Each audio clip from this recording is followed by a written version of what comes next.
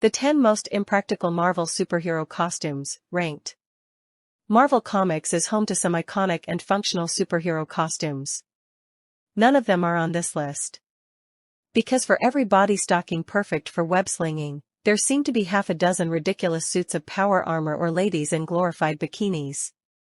Superheroes have always had a style over practicality mantra, but these take it a step too far. Here's 10 of the most impractical Marvel hero costumes. 10. Power Armor Daredevil. Daredevil was trained by ninjas, and his classic look reflected that. The red suit was minimal, blended into the shadows, and didn't weigh him down. Aside from the devil horns, it was very ninja. Do you know what isn't very ninja? Armor. Especially, heavy armor covered in little blades. Yet in the 90s, Marvel decided to give the man without fear exactly that. This was actually part of a trend, giving lots of heroes sets of power armor. Captain America got one just as stupid looking. 9. Boob Window Invisible Woman. Female superheroes are notorious for being saddled with impractical costumes to add sex appeal. Sometimes it can work, depending on the character, other times it's just head-scratching. Especially when the character had a perfectly good costume to begin with. Case in point, the Fantastic Four's Invisible Woman. Her costume got overhauled in the 90s, turned from sleek blue jumpsuit into basically a one-piece bathing suit with a four-shaped boob window. At least it gave her a reason to turn invisible. 8. The Crossing Thor. Oh boy. So The Crossing was a big Avengers story from the 90s, too complicated to get into. Essentially, the writers wanted to shake up the status quo and give the characters some redesigns. Thor was one of its victims. His classic Jack Kirby look was out and this thing came in. Geez, what an eyesore. Halter top, straps, codpiece. It's 90s as heck. But the weirdest thing is that this costume only appeared on covers. In the books themselves, Thor just went shirtless all the time. Also not very practical. 7. Miniskirt Hawkeye. Hawkeye's has never had the best luck with costumes, but this one takes the cake. Clint Barton found this outfit in a circus trunk, and it shows. The miniskirt is bad enough, we only hope he's wearing something under it, but the top is no better. That plunging neckline along with being shirtless underneath means no protection from anything. Not too useful for someone headed into combat. Not to mention bare arms aren't much good to a gosh darn archer. 6. Skimpy Dagger. Skimpiness is a common curse of female superhero costumes. Practicality will be sacrificed in the name of titillation. Poor Dagger suffers from this more than most.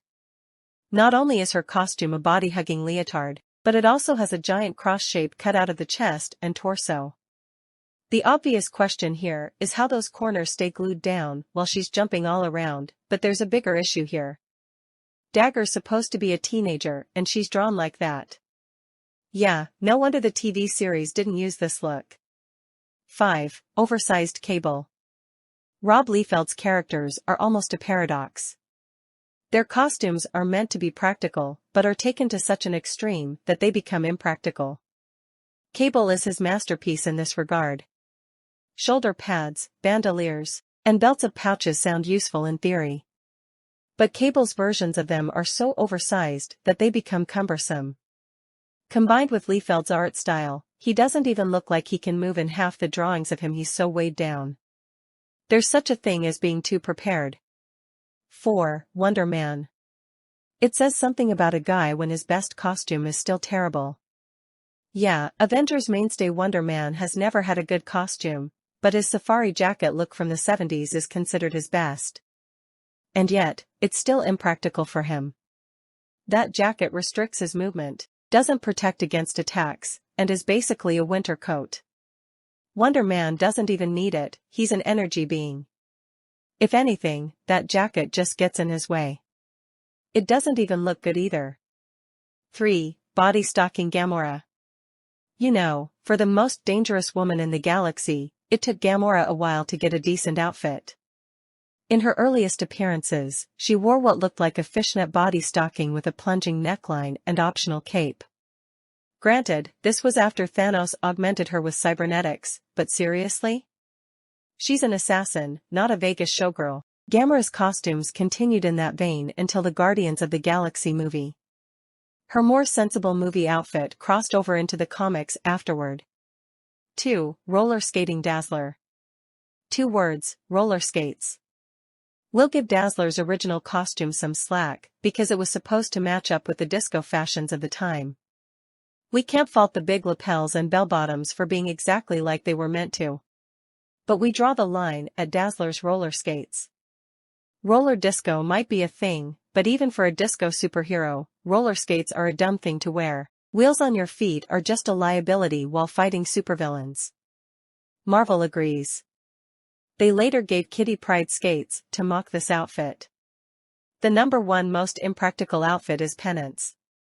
Impractical, thy name is Penance. Originally the superhero Speedball, Robbie Baldwin was overcome with guilt after his team accidentally caused a catastrophe, ending many lives. So, he took on the new identity of Penance in the most extra way possible. His new costume, a medieval-looking set of red and gray armor, was covered with spikes on the inside that stab him to activate his powers. Yeah. Putting aside the whole getting stabbed on purpose thing, his helmet also doesn't seem to have any eye holes. How the heck do you fight without being able to see anything? Then again, how do you fight when you're constantly bleeding?